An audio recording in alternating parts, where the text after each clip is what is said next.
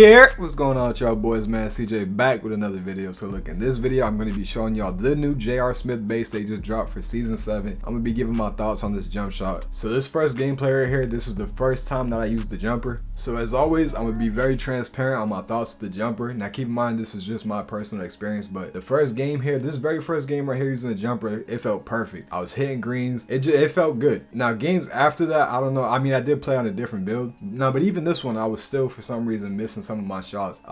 So this one right here, the base I had was J.R. Smith and the release was I think Sadiq Bey. I think that's what I had, and I had it on the fastest release speed. And this first game it felt perfect. And then games after that, I don't know, because usually when I shoot I go off the visual cue, and this jumper sometimes it feels like there's a delay. Like sometimes you'll watch the jumper and you try to release it at the top of like the peak of the jump shot, and it just for some reason it feels weird. So I have mixed feelings about this jumper, because one game it feels perfect, I'm hitting everything, it feels good, and then the next game it feels weird.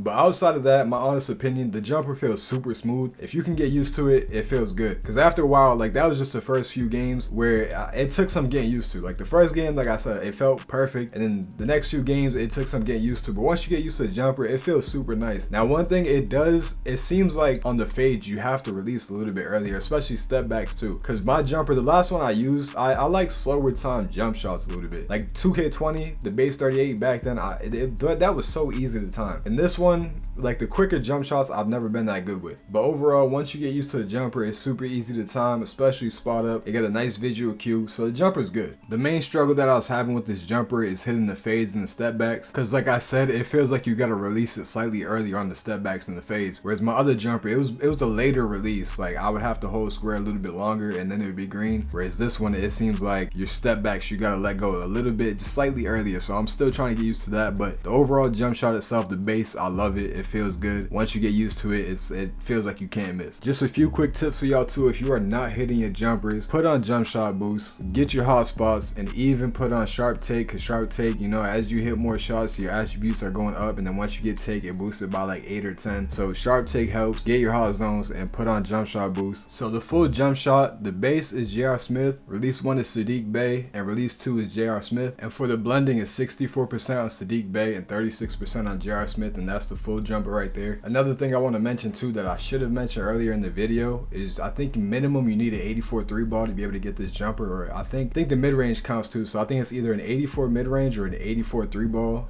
Nothing lower than that. So if you meet those requirements, go ahead and give this base a try. Maybe switch up the release if you want to, but I've just been using Sadiq Bey. Now if you are someone that cannot get that, don't worry, I got 2 more bases for y'all, right? So if you're a 6'9" or whatever height and you can't use JR's base, just use LaMelo Ball. That's the one that I use. And if you're a taller build that can't get LaMelo Ball or J.R. Smith's base, then use O'Shea Brissett. Those are the only 3 that I use. When I use the LaMelo Ball base, I usually just use Kobe as a second release, but on my 7-foot big, I think I have like a 78 3 ball, something like that. It's like high 70s. The base I use is O'Shea Brissett. Release 1 is Giannis. Release 2 is Chris Bosh. The blending is 48% on Giannis and 52% on Chris Bosh, and that's what I use. Now outside of the jump shot itself and what I just told you, some other things that can help you is obviously the shooting badges. So I'm gonna go over some of my shooting badges that I use. One being Agent 3s, obviously for the fades and stuff like that. I use Agent 3s because I shoot a lot of fades. Shot creator, have that as high as possible, because again, this is only if you have a similar play style. But I have shot creator Hall of Fame because I mean not shot creator, space creator Hall of Fame, because I like to shoot step back shots. Volume shooter is really good too. If you shoot a lot of shots, I put that on bronze and silver. But the main ones for me is Agent 3s, Space Creator, Green Machine, and I use catch and shoot silver.